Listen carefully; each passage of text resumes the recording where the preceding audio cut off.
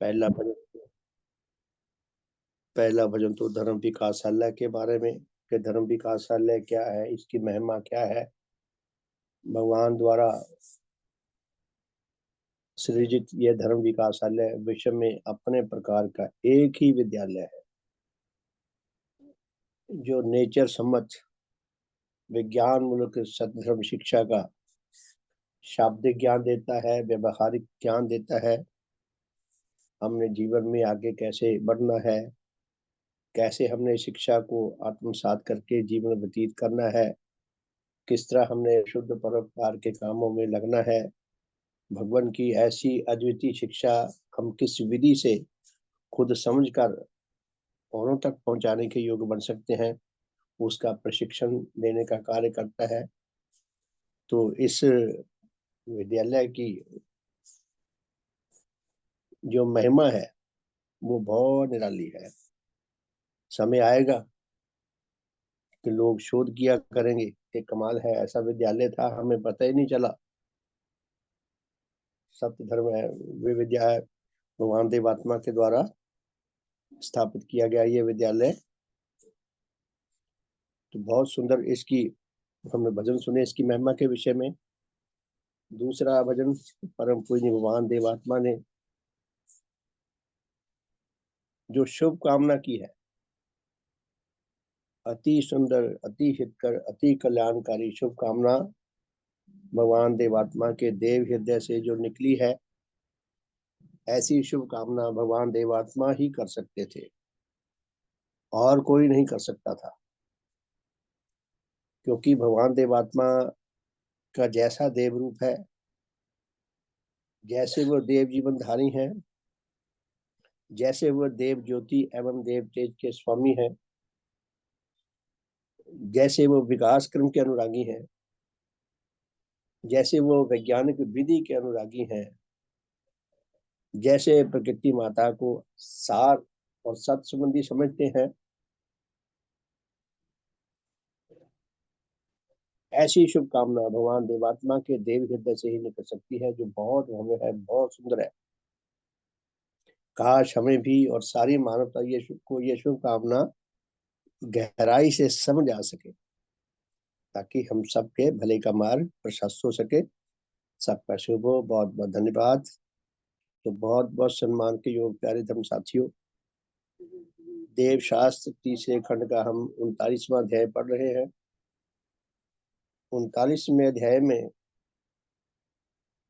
जो इसका शीर्षक है, इस अध्याय का वो शीर्षक अपने आप में बहुत कुछ कह जाता है।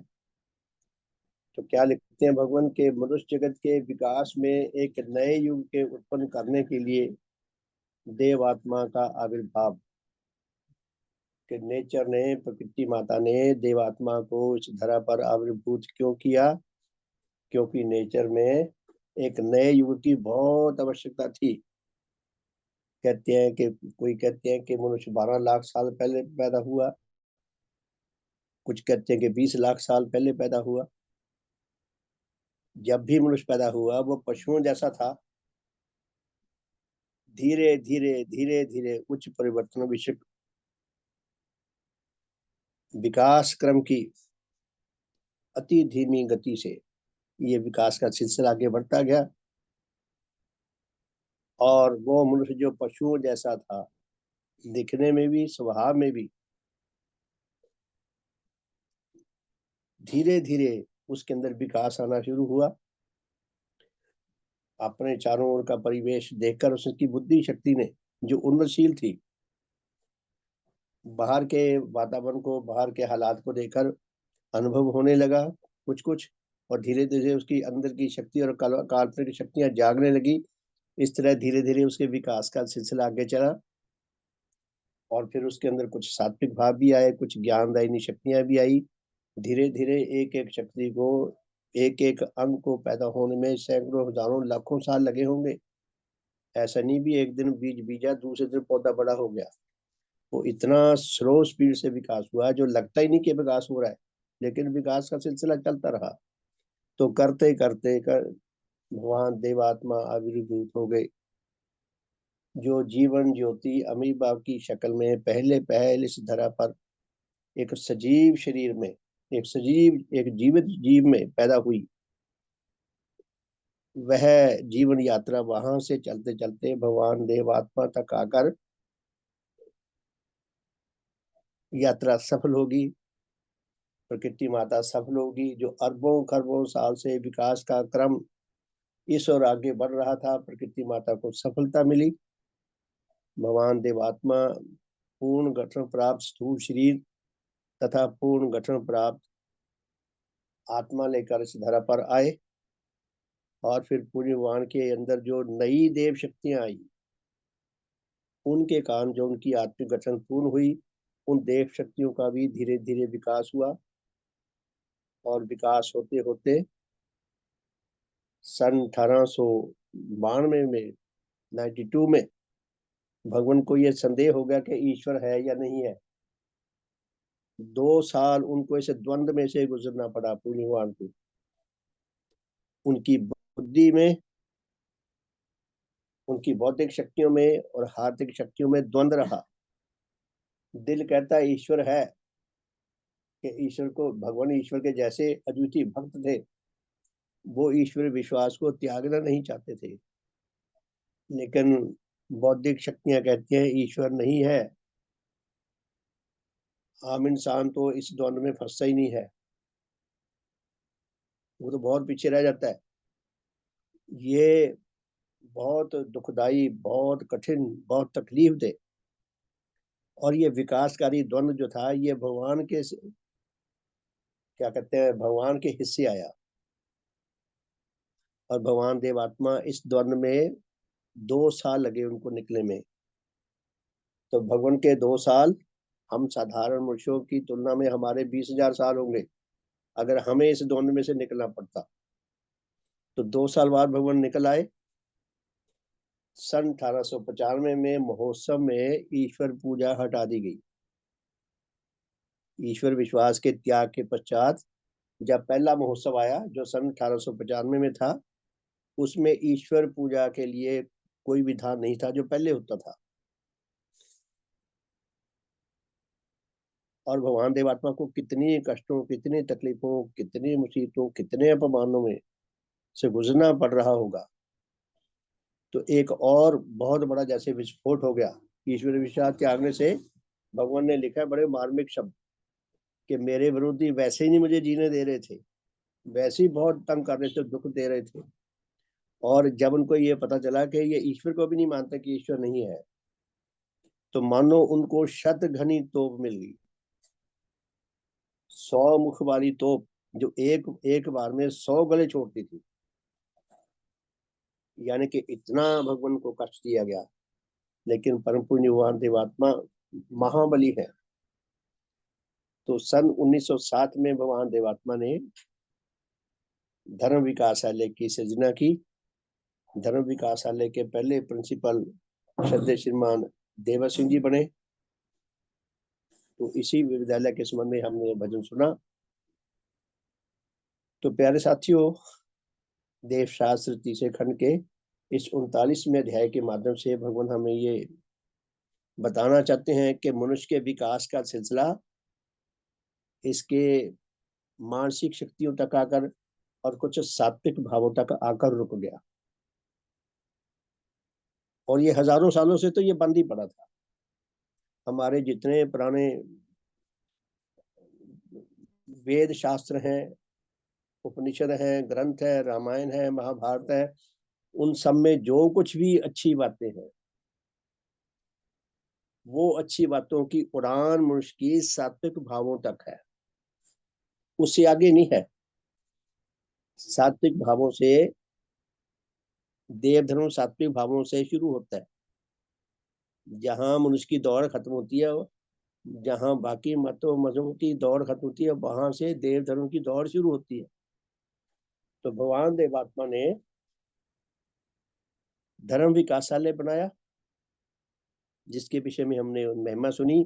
तो पुण्यवान इस 39वें अध्याय में इसमें क्या फरमा रहे हैं, हमने ये देव शास्त्र तीसरा खंड पढ़ा। 38 अध्याय तक क्रम क्रम से सिस्टेमेटिकली हम यहाँ पहुंचे हैं। जैसा भगवान ने इसको एक क्रम दिया है, मूर्ख आत्मा का परिचय देने के लिए हमें बहुत ही सुंदर, बहुत ही सारगर्भित है। और भगवान ने बहुत सरल शब्दों में हमें ये परिचय दिया है, फिर भी हमें समझना हमारे लिए कितना कठिन है। तो बड़ी कृपा है भगवान की, उन्होंने कितना कष्ट उठाया होगा, एक एक सेंटेंस लिखने के लिए कितना उन्हें ज्ञान अर्जित करना पड़ा होगा, उनको एक एक वाक्य को लिखने में कितना संग्राम करना पड़ा होगा। मैं कहता हूँ व्याकरण की दृष्टि से हम देखें तो एक एक सेंटेंस, एक एक वाक्य इतना जटिल है कि उसको, एक एक वाक्य को ग्रामर की दृष्टि से, ग्रामर की दृष्टि से, व्याकरण की दृष्टि से लिखना भी बड़ा दुरूह है। और फिर साहित्य की दृष्टि से, नैतिकता की दृष्टि से और आध्यात्मिकता की दृष्टि से लिखना तो और भी ज्यादा कठिन है। तो भगवान का कितना संग्राम होगा, काश हमें उनके संग्राम का बोध हो सके। ऐसे महान ग्रंथों को कुछ ना कुछ पढ़कर समझ कर हमें भगवान के कष्ट, उनके संग्राम, हमें हमें उनका बोध हो सके। तो भगवान ने 39वें अध्याय में लिखा है कि मनुष्य आत्मा का विकास का सिलसिला सात्विक भावों तक, सात्विक भावों का भी पूर्ण विकास नहीं हुआ। किसी मनुष्य में एक सात्विक भाव है, किसी में दो सात्विक भाव है, किसी में तीन सात्विक भाव है, कोई होगा जिसमें चार पांच सात्विक भाव हो। और वह सात्विक भावों का जब विकास भी था वो भी टेढ़ा मेढ़ा था। तो वहां सिलसिला रुका हुआ, वो आगे कैसे बढ़े? उस सिलसिले को, उस बंद पड़े मार्ग को खोलने के लिए प्रकृति माता ने ऐसा सबसे बड़ा चमत्कार कर दिया। धर्म के इतिहास में ये सबसे बड़ा चमत्कार माना जाएगा कि धर्म के इतिहास में भगवान देवात्मा 20 दिसंबर सन 1850 को आविर्भूत हुए और उन्होंने देव जीवन अर्जित किया। उनको गठन पूर्ण मिल गई थी, लेकिन उनका अपना संग्राम था, उस गठन के आधार पर उन्होंने देव जीवन अर्जित किया। तो भगवान क्या फरमाते हैं कि विकास का सिलसिला जो बंद पड़ा था ये खुल सके, तो उसके लिए प्रकृति ने देवात्मा को इस धरा पर आविर्भूत किया। तो 39वें अध्याय में भगवान देवात्मा ने बताया है कि मनुष्य किस किस सिलसिले से में चलता चलता कहाँ खड़ा है। गवर्नमेंट सर्विस में भी कई लोग जो अलग अलग कैडर में आते हैं, उनके जो पे स्केल होते हैं, कि उनको पे स्केल कैसे मिलेगा। कई लोगों का पे स्केल जो होता है वो लास्ट स्टेज भी निकल जाती है रिटायरमेंट से पहले। जो लास्ट इंक्रीमेंट है वो निकलने के बाद उसकी पे स्टेगनेट हो जाती है, अंग्रेजी का शब्द है स्टेगनेट होना, यानी कि उसको आगे इंक्रीमेंट लगनी बंद हो जाती है। क्योंकि नए स्केल में आगे इंक्रीमेंट होती है, लास्ट इंक्रीमेंट ली होती है। अगर उसके बाद उसी 2-3 साल की सर्विस रहेगी तो पुरानी तनख्वाह पे रहता है 3-4 साल। तो इसी तरह नेचर में मनुष्य के विकास का सिलसिला स्टेगनेट हुआ पड़ा था, हजारों सालों से रुका पड़ा था। उसको खोलने के लिए प्रकृति माता ने भगवान देवात्मा को 20 दिसंबर 1850 को आविर्भूत किया। और भगवान ने फिर ये देव जीवन अर्जित किया, योग्यताएं अर्जित की, ग्रंथ लिखा। तो भगवान हमें यहाँ तक ले आए कि 39वें अध्याय तक हमने भगवान के इस ग्रंथ के साथ यात्रा की है कि यहाँ आके रास्ता बंद हो गया, अब कहाँ जाए आगे। तो भगवान ने बताया है कि मनुष्य की आत्मिक गठन, मनुष्य के सुख अनुराग, मनुष्य की नीच के नए, इसका कितना, इस दुनिया में जो नर्क छाया हुआ है, जो नर्क फैला हुआ है, जो इतिहास मनुष्य का युद्धों से भरा हुआ है। अब भी कुछ देर पहले राजेंद्र जी बता रहे थे कि विश्व युद्ध जारी लग गया। वो खबरें सुन रहे होंगे, मैंने तो खैर नहीं सुनी खबरें। तो यानी कि अभी भी जो तबाही मचा रहा है इंसान, वो उसके नीच सुखनागो, नीच खिनाओं के कारण है। तो यहाँ पे आके ये सिलसिला रुक गया था। तो भगवान क्या फरमाते हैं, जहां से हमने कल ये लेख रुका था वहीं से आगे चलते हैं। देव शास्त्र तीसरे खंड का ये पेज नंबर है 342। तो भगवान क्या लिखते हैं कि मनुष्य जगत की यह अंधकार में छवि है कि जो निश्चय इतनी भयानक है और इतनी बुरी है कि जिससे बढ़कर कोई और छवि नहीं हो सकती। मनुष्य का इतिहास इतना काला है, इतना अपराध युक्त है, इतना भयंकर है। मनुष्य का वर्तमान भी इतना काला है, इतना बुरा है कि इतनी घृणित छवि और शायद नहीं हो सकती। तो भगवान लिखते हैं कि जो छवि उसके अपने ही विविध प्रकार के नीच सुख विषय का अनुरागों तथा अपनी ही नीच घृणाओं के द्वारा उत्पन्न हुई है। मनुष्य की ऐसी भयानक छवि मनुष्य के अपने नीच जीवन के द्वारा ही उत्पन्न हुई है। तो सारे विश्व का जो बुरा हाल है उसके लिए सबसे ज्यादा उत्तरदायी मनुष्य है, मनुष्य जगत खुद है। तो आगे भगवान क्या लिखते हैं, परंतु इस अत्यंत शोचनीय तथा महाराक्षसी छवि के अतिरिक्त मनुष्य जगत के क्रमशः परिवर्तन में एक और छवि छवि भी उत्पन्न हुई है कि जो अवश्य बहुत सुंदर है और इसलिए प्रशंसनीय है। भगवान कहते हैं एक तो ये छवि भयानक छवि कि धर्म की दृष्टि से ये अति भयानक छवि है। तो एक और मनुष्य के अंदर परिवर्तन आया, वो भी साथ साथ चलता रहा, वो कुछ प्रशंसनीय है, हितकर है। तो क्या लिखते हैं भगवान, यह सुंदर छवि भी मनुष्य के सुख राह के बढ़ने से धीरे धीरे विकसित हुई है कि मनुष्य ने कुछ दुनिया में हितकर काम भी किए हैं, हितकर सहूलतें भी पैदा की हैं। तो ये सुंदर छवि जो है ये भी सुख राग के कारण ही आई है, बुरी छवि भी सुख राग के कारण आई। लेकिन ये अच्छी जो छवि हम जिसको मानते हैं, अपने लिए जो सुविधाएं पैदा कर ली मनुष्य ने, इनके पीछे भी मोटिवेशनल पावर जो है वो सुख राग है। हजारों वर्ष के अनंतर जब कितने ही मनुष्यों ने यह जाना कि नेचर ही उनके कई प्रकार के सुखों का भंडार है और उसकी नाना वस्तुओं और उसकी नाना शक्तियों में उनके सुखों की सामग्री है और उनके भीतर उनके विषय में ज्ञान लाभ करने की आकांक्षा जागृत हुई और वह आकांक्षा धीरे धीरे बढ़ी। तो भगवान फरमाते हैं कि किसी किसी मनुष्य में ये समझ पैदा हुई कि जो मेरी इच्छाएं पूरी नहीं हो रही, तो इसमें कहीं ना कहीं कुछ गड़बड़ है, कुछ खलल है, कोई सूत्र छूट रहा है, जो मेरी इच्छाएं पूरी नहीं हो रही। तो मनुष्य ने अलग विधि से सोचना शुरू किया। तब कहते भगवान क्या फरमाते हैं, तब कितने ही देशों के ऐसे मनुष्यों ने नेचर के संबंध में ज्ञान लाभ करने की पहले जो केवल कल्पना मूलक विधि थी उससे ठीक फल निकलता न देखकर उसे धीरे धीरे त्याग दिया और नेचर के विषय में ठीक ज्ञान की प्राप्ति के निमित्त जिस ठीक प्रणाली की आवश्यकता थी उसे मालूम और ग्रहण किया। तो भगवान फरमाते हैं कि पहले विश्व के बारे में मनुष्य ने जो ज्ञान अर्जित करने की कोशिश की थी वो काल्पनिक ज्ञान था। मनुष्य देखता है कि सुबह सूर्य पूरब से निकलता है, शाम को छुप जाता है, ये सिलसिला लगातार चल रहा है।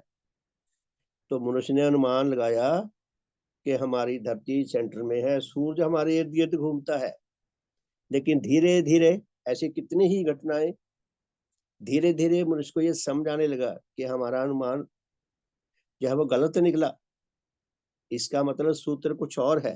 तब मनुष्य ने इस लीक को छोड़कर कोई नया रास्ता चुनने की कोशिश की ताकि सही विधि पकड़ ली जाए। तो उसने कितनी ही विधियों में, कितने ही मार्गों में उसने नया नया सत्य ज्ञान खोजा। तो भगवान क्या फरमाती है, तब से इस नई प्रणाली के अनुसार तो मनुष्य ने नेचर का सत्य ज्ञान पाने की कोशिश की। तब से इस नई प्रणाली के अनुसार नेचर के विषय में ठीक ज्ञान लाभ करने में मनुष्य ने बहुत सफलता लाभ की। जिन्होंने सच्चे प्रयास किए धीरे धीरे उनको सफलता मिलने लगी। यही वह विधि थी कि जिसे वैज्ञानिक विधि कहते हैं, कि तर्क के अनुसार देखा तो इसी विधि को वैज्ञानिक विधि कहा जाता है आज के दौर में। तो मनुष्य ने अपने सोचने समझने का रास्ता बदलने की कोशिश की। जो नहीं बदलते एक ही जगह रहते हैं वो वहीं रह जाते हैं, पिछड़े रह जाते हैं। एक और इस ठीक विधि के अनुसार चलने और दूसरी ओर उससे बहुत काल पहले से नाना देशों के नाना लोगों में गणित विद्या की जो कुछ उन्नति हो चुकी थी उससे सहायता लेने से धीरे धीरे इस नए वैज्ञानिक ज्ञान की उन्नति का मार्ग और भी अधिक खुलता गया और इस नए मार्ग के खुलने से इस पृथ्वी के कई देशों में मनुष्यों के लिए विविध प्रकार के नए सुखों की प्राप्ति का एक नया युग आरंभ हुआ, कि जिस युग को मशीनरी या कला कौशल का युग कह सकते हैं। कि जब मनुष्य ने अपनी बुद्धि शक्ति पर जोर डाला, नई नई विधियां जानने की, समझने की, नेचर की कार्यशैली को समझने की कोशिश की, तो धीरे धीरे उसे सफलता मिली, क्योंकि वो सही नियमों की ओर जा रहा था, चाहे अज्ञात रूप में जा रहा था। जैसे किसी ने, बच्चे ने ढक्कन देखा उछल रहा है, भाप पे बर्तन उछल रहा है, ढक्कन उसका, तो वहां से उसने ये जानना भी है ढक्कन क्यों उछल रहा है, भाप के बल से उछल रहा है। तो किसी ने सेब गिरते देखा। इस तरह धीरे धीरे मनुष्य की ज्ञान चक्षु, आंतरिक ज्ञान चक्षु खुलते गए, तो नई नई सहूलतें पैदा होती गई। तो इस युग को मशीनरी युग कहने लगे, कला कौशल का युग कह सकते हैं। इस नए युग के प्रकट होने से मनुष्य ने नेचर की नाना अजीबत शक्तियों को अपने अधिकार में लाकर और उन्हें अपनी नाना प्रकार की सेवा में लगाकर जिस जिस प्रकार से अपने लिए नए नए सुखों को प्राप्त किया, वह सुख उससे पहले मनुष्य जगत के और लोगों को कभी प्राप्त न थे। बड़े बड़े राजाओं महाराजाओं के पास, सम्राटों के पास, बादशाहों के पास बिजली का पंखा नहीं होता था। वो हम नाटकों में, फिल्मों में देखते हैं ना, बड़े बड़े बादशाहों के दरबार में पीछे वो बड़े बड़े पंखे लिए दो नौकर खड़े होते हैं, उसको हवा देते रहते हैं। अब तो एसी है, अब तो अंडरग्राउंड बहुत कुछ है, पता ही नहीं चलता ना पंखे का ना एसी का। बस ठंडी हवा चलती है, सर्दियों में गर्म चलती है। तो कितनी ही मनुष्य ने अपने लिए सहूलतें पैदा कर ली। भगवान लिखते हैं, फिर सैकड़ों वर्षों तक आपस के संबंध में अत्याचार और विविध लड़ाइयों और विविध प्रकार के झगड़ों और दुखों और कष्टों के भोगने के बाद धीरे धीरे मनुष्य की प्रकृति में और भी परिवर्तन आया। मनुष्य का जैसा स्वभाव है सुखनागी, आपस में लड़ते रहते हैं, झगड़ते रहते हैं। तो ये झगड़ा तभी से चला आ रहा है जब से मनुष्य पैदा हुआ है। लेकिन ये जो सिलसिला झगड़े का, इसको मिटाया कैसे जाए, किसी किसी के बुद्धि में ये बात उठी, किस झगड़े को मिटाया कैसे जाए। तो उन्होंने नए नए विधियां सोचनी शुरू की। इन अधिकारों के, हाँ जी, तो लिखा कि कष्टों को भोगने के बाद धीरे धीरे मनुष्य की प्रकृति में और भी परिवर्तन आया, और उसने लाचार होकर औरों के उन अधिकारों को स्वीकार किया। जब मनुष्य को ये समझ आने लगी, जब ऐसे समाजें बनने लगी, जब ऐसे सिद्धांत बनने लगे, जब पंचायतें बनने लगी कि जो झगड़ों का निर्णय कर सकें, तो विवश होकर मनुष्य दूसरों के अधिकारों को रिकॉग्नाइज करने लगा, उनके अधिकारों को स्वीकार करने लगा, कि जिन्हें वह पहले स्वीकार नहीं करता था। पशु जगत के प्रति आज भी मनुष्य कितना अपराधी है, पशु जगत के ऊपर कितना जुल्म करता है। जबकि पशु जगत के प्रति भी अब आवाजें उठती हैं, ऐसी ऐसी संस्थाएं, ऐसी ऐसी ऑर्गेनाइजेशन बन गई जो पशु जगत के ऊपर कोई जुल्म ना करे उसको रोकती हैं। फिर भी मनुष्यों के लिए जा रहा, क्योंकि मनुष्य के पास दिमाग था, मनुष्य के पास बुद्धि है, शक्ति है, मनुष्य बोल सकते हैं, शिकायत कर सकते हैं, सामना कर सकते हैं। इसीलिए मनुष्यों के संबंध में उनके अधिकारों को प्रोटेक्ट करने के लिए ऐसे ऐसे नियम बनने लगे। इन अधिकारों के स्वीकार करने से उसकी परस्पर की लड़ाइयों और अपराध विषयक दंड विधियों में भी धीरे धीरे बहुत सी अच्छी तब्दीली आती गई, परिवर्तन आते गए, और कई प्रकार की अत्याचार मूलक विधियां जो पहले जारी थी वह दूर हुई। लड़कियों को पैदा होते ही मार डाला जाता था, लड़कियों को पढ़ने लिखने नहीं दिया जाता था, बुर्कों में बंद रखा जाता था, विधवाओं को द्वारा विवाह नहीं करने दिया जाता था। तो ऐसी ये धीरे धीरे ये जो बुराइयां थी, ये पिछड़ापन था, ये पशु वृत्तियां थी, वो धीरे धीरे तभी गई जब कुछ सात्विक जीवनधारियों में ऐसे ऐसे विचार उठे और कोई समाधान खोजे गए। तो भगवान क्या फरमाते हैं, उसके अपने देश और अन्य देशों के परस्पर के संबंधों में भी कई प्रकार की शांतिप्रद अवस्था आई। और इस शांति की उन्नति का मार्ग भी कुछ कुछ अधिक खुला। विकास क्रम में यूएनओ बना, सारे देशों की एक पंचायत बनी ताकि आपस में लड़े ना भी, इनका आपस में झगड़ा कम से कम किया जा सके। हालांकि क्योंकि मनुष्य आधा अधूरा है तो उसके दोष भी साथ साथ ही चल रहे हैं। फिर आगे भगवान लिखते हैं कि मनुष्य जगत में सुख दुख के आधार पर इस प्रकार की उन्नति व सभ्यता उत्पादक जिस जिस विषय में जितना जितना परिवर्तन आया है वह नेचर के विकासकारी कार्य की अवश्य एक विचित्र और मनोहर छवि है। तो भगवान ये फरमाते हैं कि मनुष्य के अंदर कमियां भी हैं, दोष भी हैं, लेकिन इस सुख राह के आधार पर ही मनुष्य ने अपने संबंधों में कई प्रकार के उच्च परिवर्तन भी पैदा किए हैं। तो ये जो उच्च परिवर्तन आए हैं, यह उच्च परिवर्तन जो है ये नेचर के विकासकारी कार्य की एक विचित्र लीला है जो मनोहर है, सराहनीय है।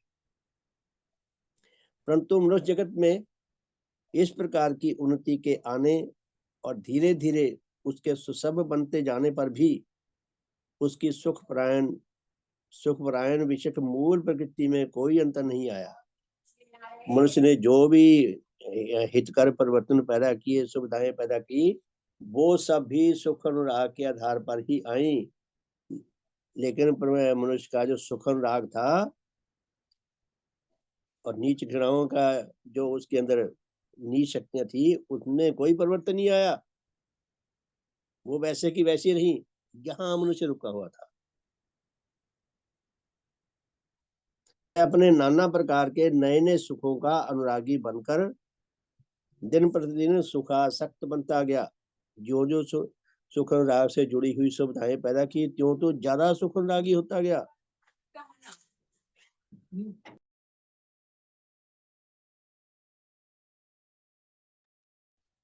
तो भगवान क्या फरमाते हैं कि जो जो मनुष्य ने सुख सुविधाएं ज्यादा पैदा कर ली, त्यों त्यों पर ज्यादा सुख अनुरागी बनता गया। कहते हैं ना, मर्ज बढ़ता गया जो जो दवा की, जो जो इलाज किया, त्यों तो रोग और बढ़ता गया, सुख अनुराग और बढ़ गया। मनुष्य की सुखाशक्ति दिनों दिन बढ़ती गई। वह दिन प्रतिदिन मौज बहार के जीवन का प्रेमी बनता गया, मौज बहार के जीवन का अनुरागी बनता गया।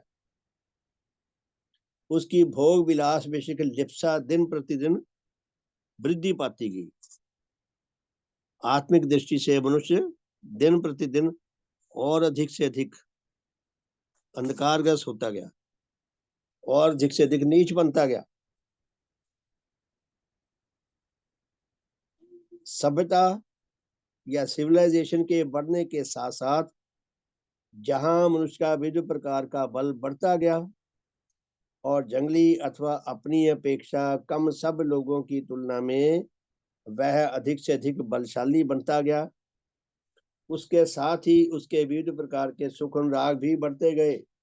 जो जो मनुष्य का विकास होता गया, जो जो बुद्धि बढ़ती गई, जो जो सूरतें बढ़ती गई, जो जो शक्ति बढ़ती गई, जो देश पिछड़ गए थे, जिनके जो जाहल थे, पिछड़े हुए थे, अनपढ़ जैसे थे, जिनके पास सूरतें नहीं थी, उनसे वो बलशाली बनता गया, उनका शोषण भी करता गया। तो नीच जीवन उसी तरह रहा, नीच जीवन में फर्क नहीं आया।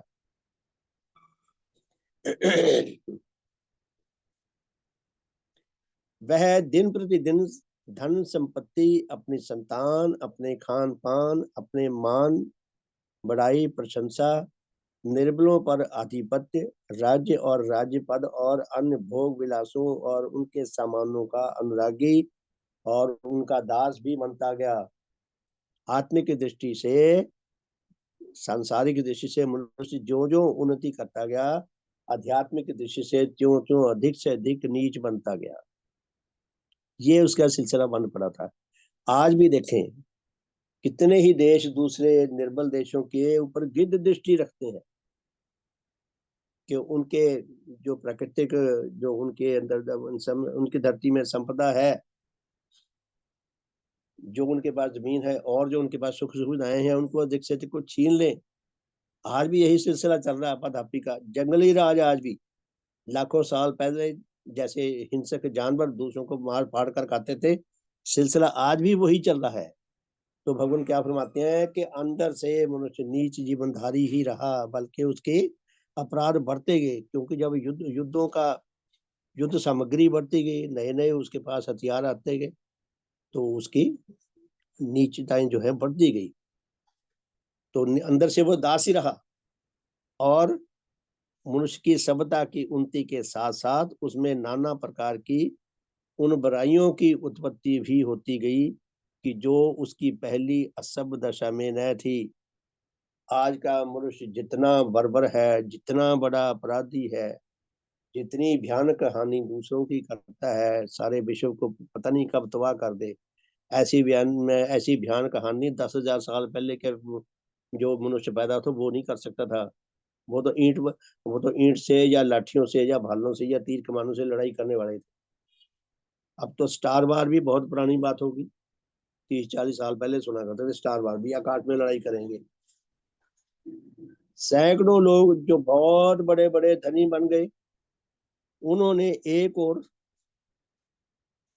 भोग विलासी बन जाने और दूसरी ओर उसकी प्राप्ति के लिए धन विषय की बड़ी बड़ी स्थायी आमदनी रखने के कारण काम काज करना छोड़ दिया और मौज बहार का जीवन ग्रहण करने लगे। जिसके पास धन संपदा जितनी ज्यादा आ गई, उतना ज्यादा उसने काम काज करना छोड़ दिया और खाली बैठकर मौज बहार के जीवन में मस्त रहा।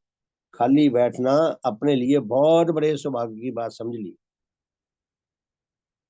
फिर वह लाखों जन जो श्रमी भी थे, ये तो धनवान की बात थी ना, कहते ऐसे लोग जो निर्धन थे, जिनको विवश होकर परिश्रम करना पड़ता था, वह परिश्रम के द्वारा अपनी जीविका के उपार्जन करने की सच्ची कामना और योग्यता रखकर भी अपने लिए कोई जीविका का काम नहीं पा सके, व किसी जीविका व काम के मिल जाने पर उससे जो कुछ धन मिला, उससे उनकी अपनी व अपने पारिवारिक जनों की दैनिक आवश्यकताएं भी भली भांति पूरी न हुई, कि जिससे धीरे धीरे उनकी असंतुष्टता बढ़ती गई। तो जो बेचारे गरीब लोग जो परिश्रम करते, मजदूर लगते, कुछ और लगते, वो काम करते, मेहनत बहुत करनी पड़ती, पैसा इतना नहीं बनता था और परिवार मुश्किल से उनका गुजारा चलता था। तो दूसरों को, जो अमीरों को देखते थे, वे करते कुछ नहीं, इनके पास खूब धन हो गया और धन दिन पर दिन बढ़ता जा रहा है, तो उनके अंदर असंतुष्टता बढ़ती गई। जो समाजों में जो उथल पुथल आई, जो नए नए वाद चले, कम्युनिज्म चला और वाद चले, वो उन्हीं चीजों की देन है। नक्सलवाद चले, ऐसी कितने ही हिंसक वाद चले। तो क्या फरमाते हैं भगवान, दूसरी ओर धनी लोग अपने अपने कारखानों आदि में उनसे अधिक से अधिक काम निकालने के इच्छुक तो रहे, परंतु उनकी इस सोचनीय दशा की ओर से उदासीन रहे कि अमीर लोग ज्यादा से ज्यादा, अधिक से अधिक अपने नौकरों से काम लेने के लिए तो वो गहरे तौर पर इच्छुक रहे भी, खूब काम निकालें, लेकिन बदले में कुछ ना दें या थोड़े से थोड़ा दें। जिसका परिणाम यह हुआ कि उनका आपस का संबंध बहुत कड़वा और अशांतिजनक बनता गया। नौकरों और मालिकों में द्वंद्व चलता गया, ईर्ष्या द्वेष लड़ाई झगड़े चलते गए, कत्ल खून तक भी हो जाते थे। राज्य शासन और राज्य पद और मान बढ़ाई के लालसियों में अपने अपने अभिष्ट की सिद्धि के निमित्त मिथ्या और कपटता मूलक विविध प्रकार की कुटिल चालों और पारसियों के ग्रहण करने और उन पर चलने का भाव भी बढ़ने लगा। जो राज्य सत्ता में आ गए, वो निजी जीवनधारी तो सारे हैं, सुखनरा की तो सब है। वो जिसका जिधर जहां जहां दाव लगता है, वो ज्यादा से ज्यादा, अधिक से अधिक बेईमानी, कपटता, छल, जो कुछ भी उससे हो सकता है वो करता है। तो हमारे देश का जो राजनीति है, जैसे सरकारें बनती हैं, कई विचारशील उनके बारे में लेख लिखते रहते हैं। प्यारे साथियों, मेरा अपना निजी अनुभव है, अगर सरकारी डिपार्टमेंट में किसी एक पीएन को भी रिक्रूट करना हो, तो बड़ी लंबी प्रक्रिया है, बड़ा लंबा प्रोसेस है। जिसको उसका खूब ज्ञान होगा, नियमों का ज्ञान होगा, अनुभव होगा, उसके लिए भी इसको पार करना आसान नहीं। लेकिन ये जनता, पब्लिक, इसको वोट देने का अधिकार दे दिया। और फिर हमारी जनता किसको वोट देती है, हम देख लें, उसी से पता चलता है। नेचर ने किसी को आजाद नहीं छोड़ा। नेचर अपनी पूरी डिक्टेटरशिप चलाती है। और जब ऐसे लोगों को सरकार बनाने का अधिकार दे दिया जाए जो बिल्कुल योग्यता नहीं रखते, तो सरकारें ऐसी ही चुनेंगे। तो हम देखते हैं कि चुनाव में क्या क्या होता है। तो क्या कहते हैं भगवान, राज्य शासन और राज्य पद और मान बढ़ाई के लालसियों में अपने अपने अभिष्ट की सिद्धि के लिए मिथ्या तथा कपटता मूलक विविध प्रकार की कुटिल चालों और पॉलिसियों के ग्रहण करने और उन पर चलने का भाव बढ़ने लगा। कि जो राज्य सत्ता में आ गया, बस वो 5 साल इसी इसी द्वंद में निकाल देता है कि मेरी गद्दी पे कोई धक्का मार के कोई दूसरा ना बैठ जाए। जो नीचे है वो इसे ताक में रहता भी, कब इसको धक्का मार के मैं गद्दी पे बैठ जाऊं। और जो गद्दी पे बैठा है वो इस चक्कर में रहता है कि कोई मुझे धक्का मार के खुद ना बैठ जाए। देश का कुछ अधिक भला नहीं कर पाते, बल्कि अपराधी प्रमाणित होते हैं। तो पुण्य भगवान क्या फरमाते हैं कि शिष्टाचारी कहलाने के निमित्त, परंतु मन मन में एक दूसरे के प्रति असद भाव रखकर कपटी रूप धारण करके मिलने जुलने की प्रथा जारी हुई। मिलते हैं, देखें कैसे मिलते हैं नेताओं को, आओ जी आओ, बड़ी खुशी हुई आपसे मिलके, बड़ी खुशी हुई। अंदर से मोटी मोटी गालियां दे रहे होंगे, अंदर से विष घोल रहे होंगे, ऊपर से दिखावा करते हैं। तो कपटी बनता गया इंसान, धोखेबाज बनता गया, हर प्रकार से नैतिक पतन का शिकार होता गया, और भी अधिक नीचता बढ़ती गई। नर नारी के संबंध में पवित्रता मूलक नियम का ह्रास होने लगा। नर नारी के संबंधों में भी गिरावट आती गई। तो मनुष्य का तो जीवन ही ऐसा है, जब गिरता है तो चारों पक्षों से गिरता है। कोई पक्ष मनुष्य ने ऐसा नहीं छोड़ा जिधर जिधर उसका दाव लगा कि सब पक्षों में उसने, जैसे न कहते, अपने नीच जीवन का भयानक अंधकार फैला दिया। और नाना देशों के सैकड़ों युवकों और युवतियों ने अपने अपने विधेय विवाह से पहले ही अपने अपने काम विषयक सुख की प्राप्ति के लिए परस्पर के साथ गुप्त संबंध को उचित और ठीक मानना शुरू किया। और ऐसा करने में किसी प्रकार की कोई हानि बोध न की। मनुष्य व्यभिचारी होता गया, अनैतिक संबंध बढ़ते गए, कई प्रकार का पूर्णतः मिथ्या सोशल भेद उत्पन्न हो गया। अब छुआछात होती है ना, तो समाजों में भी एक एक समाज अपने आप को, कोई नीचे समाज दूसरे को नीची समाज समझता है, अपने को ऊंची समाज समझता है। समाज की दृष्टि से भी भेद होने लगा, कि जिस भेद के विषय में धीरे धीरे बोध के होने पर नाना देशों के कई लोगों में कई प्रकार का विवाद और आंदोलन उत्पन्न हो गए। यूरोपीय देशों में काले और गोरे का ही बड़ा द्वंद रहा। नेल्सन मंडेला, जिसको कितने 20-22 साल जेल में बिताने पड़े, ये काले लोगों का, बेचारों का क्या दोष नेचुरल दृष्टि से देखा जाए तो। सिर्फ रंग के कारण उनको घृणा करें, ये तो कोई सैद्धांतिक बात नहीं है। तो इस तरह कई प्रकार का जो था ये मतभेद होता रहा। नाना देशों के शासनकर्ताओं की श्रेणी में कुटिल राजनीति के प्रचलित होने के कारण उनके परस्पर अविश्वास की वृद्धि हुई। भगवान हमें क्या समझाना चाहते हैं कि मनुष्य का नीच जीवन वैसे का वैसा रहा, समय के साथ साथ और पहलुओं में मनुष्य ने चाहे कितनी उन्नति कर ली, उसका नीच जीवन भी उतना ही ज्यादा बढ़ता गया। ये मनुष्य के विकास का सिलसिला बंद पड़ा था। पॉलिटिकल विषयों में, राजनीतिक विषयों में मिथ्या और कपटता मूलक चालों की उन्नति हुई। स्वाद और शिकार आदि सुखों की वृद्धि में नाना प्रकार के निर्दोष, निर्बल और कई प्रकार के सेवाकारी पशुओं की हत्या बढ़ती गई। जीव हत्या होती गई, पशुओं को मांसाहार बढ़ता गया। कितना बड़ा अपराध है पशु जगत के प्रति। एक निर्दोष, एक भोला, जो बिल्कुल निर्दोष है, जो कोई अपील दलील नहीं कर सकता, वो किसी में अदालत में मुकदमा नहीं कर सकता, वो अपनी जान को बचाने के लिए सिवाय चीखे मारने के और कुछ नहीं कर सकता। कितना भयानक जुल्म हुआ, अब भी कितना भयानक जुल्म हो रहा है। स्वाद और शिकार आदि सुखों की वृद्धि से नाना प्रकार के निर्दोष, निर्बल और कई प्रकार के सेवाकारी पशुओं की हत्याएं बढ़ती गईं।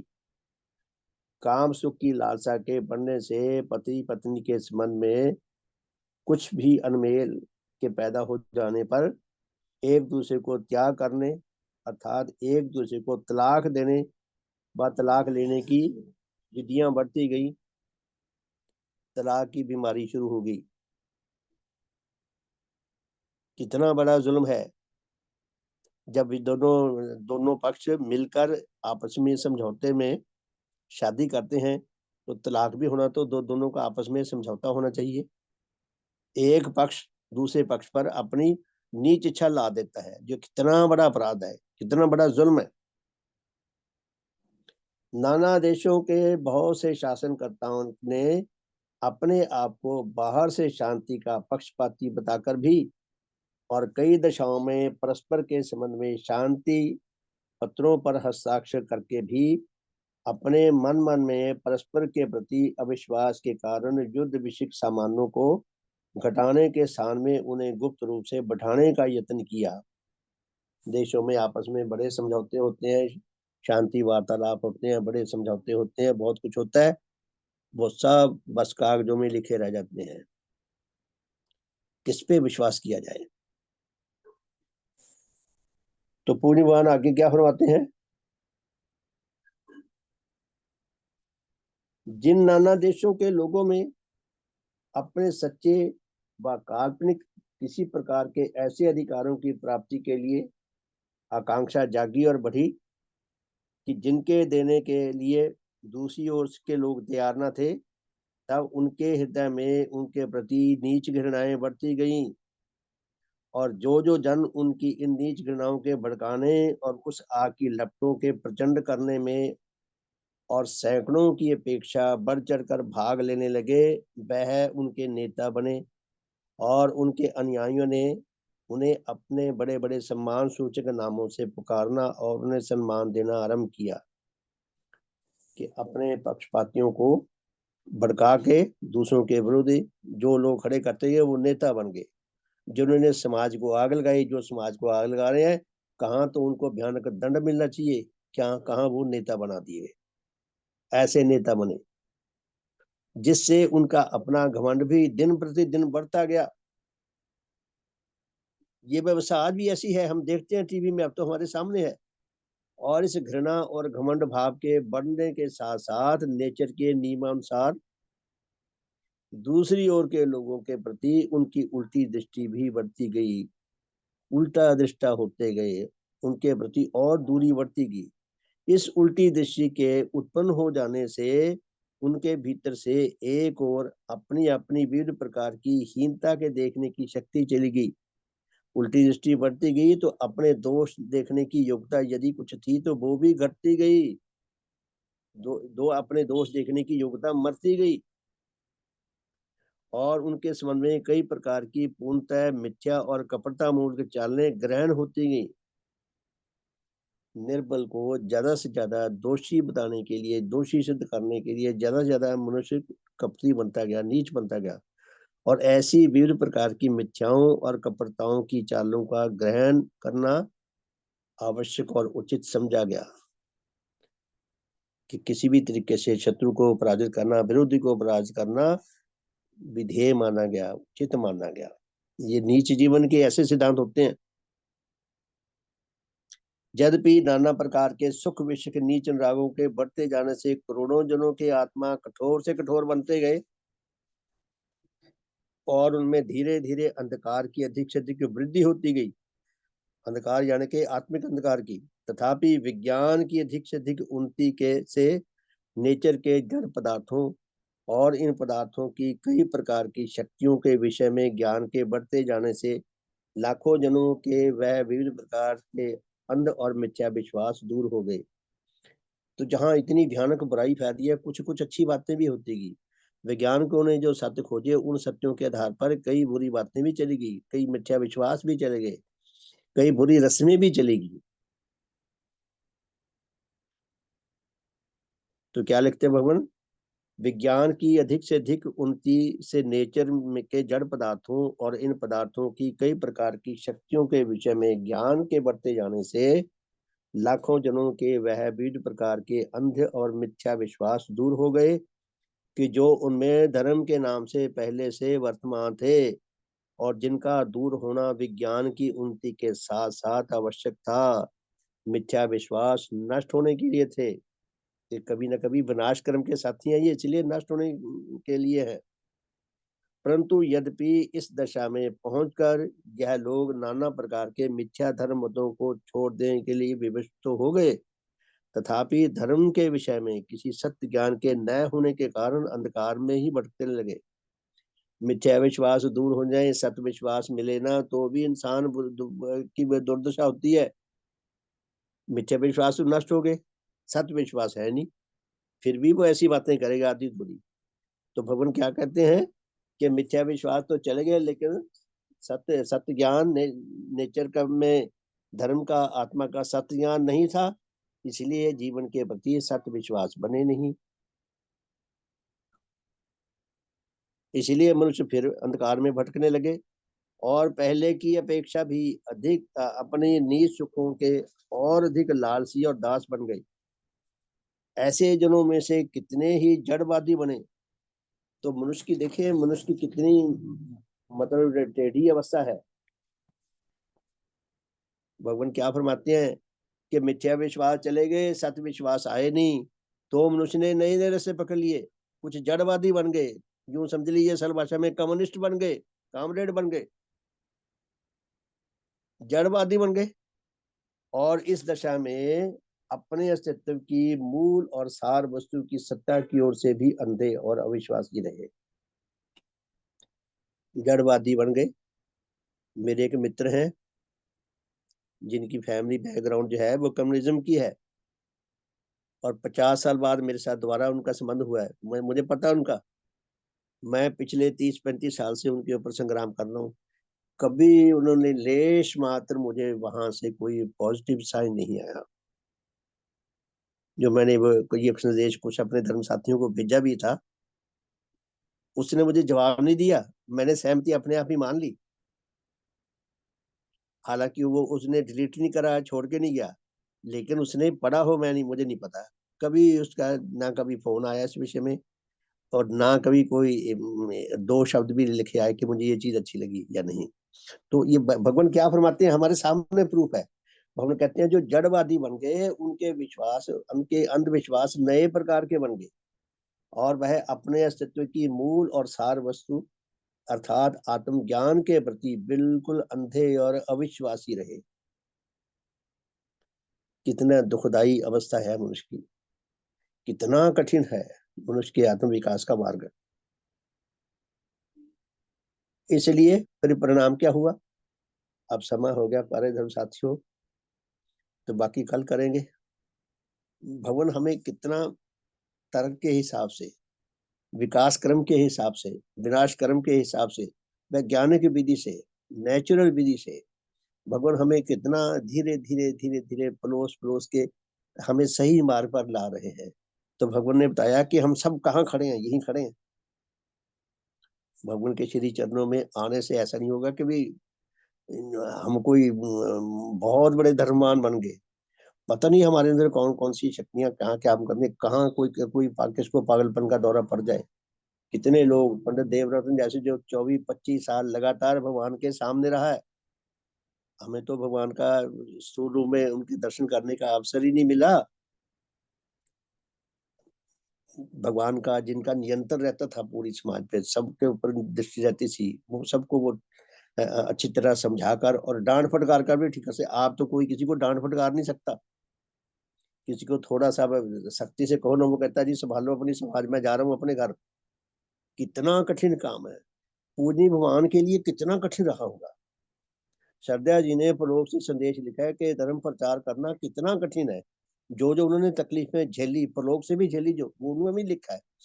जो 1900 के आसपास संदेश हम वो पढ़े ना, श्रीमान मुंशी राम जी ने, सदा राम जी ने उनमें दिया उन्होंने, कि प्रचार का काम कितना टेढ़ा है, कितना कठिन है।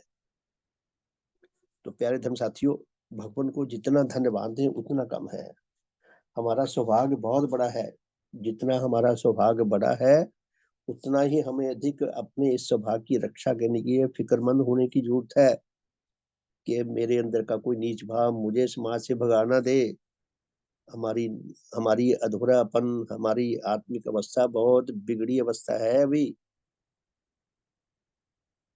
तभी हम दिल से चाह करें, भगवान हृदय पे मेरे अधिकार हो तुम्हारा, अपनत्व मेरी जाए अधिकार हो तुम्हारा। तो प्यारे धर्म साथियों, काश हम अपने स्वभाव को अधिक से अधिक गहराई से समझ सकें, इसका बोध पा सकें, इसको सुरक्षित रखने के लिए, स्थायी बनाकर रखने के लिए प्रयत्नशील हो सके, मैं हो सकूं, आप सब हो सके, हम सबका शुभ हो, सबका हित हो, सबका मंगल हो, सबका कल्याण हो।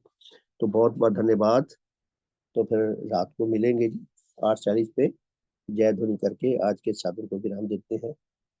भगवान देवात्मा की जय।